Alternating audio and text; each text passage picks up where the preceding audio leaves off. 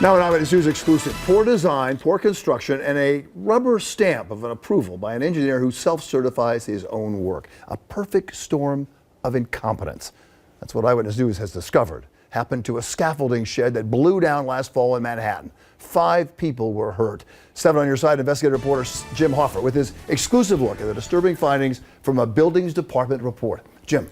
Well, Bill, the SoHo sidewalk shed collapse that buried several people under a pile of steel and wood could have easily been prevented. The Buildings Department telling us the contractor and the engineer cut corners, which almost cost lives. When the sidewalk shed collapsed last November in SoHo, injuring 5 people, the builder blamed Mother Nature. I think it's the wind that caused it. So we're looking into it. We've now learned exclusively the builder, Rock Group, constructed an inferior shed that lacked the required structural support to withstand winds. The Buildings Department has also found that the engineer, Daniel Odigi, submitted a poor shed design. An agency spokesman tells us Odigi is barred from filing any future shed permits with the city forever.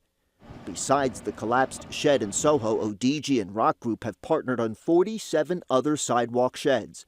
The city tells us they've since inspected all of them and found 73 safety violations, including one that was immediately hazardous. As a professional, it's very serious. Former Buildings Department Inspector Michelle Depew says this sounds like a classic case of an engineer using cookie-cutter design plans for one sidewalk shed after another. He just has one set of plans, and whoever needs a set of drawings for a sidewalk shed, he just gives them the same set. Each plan has to be site-specific, so one plan doesn't fit all. Our own record search seems to bear this out. We found that engineer Odigi filed drawings for 700 different construction projects, many of them sheds.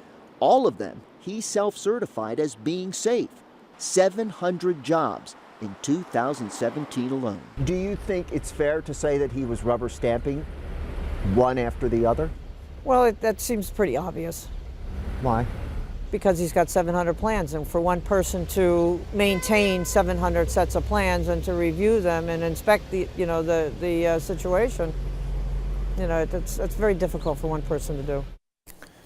I'll say more than a strong hint, too, from the Buildings Department of additional penalties.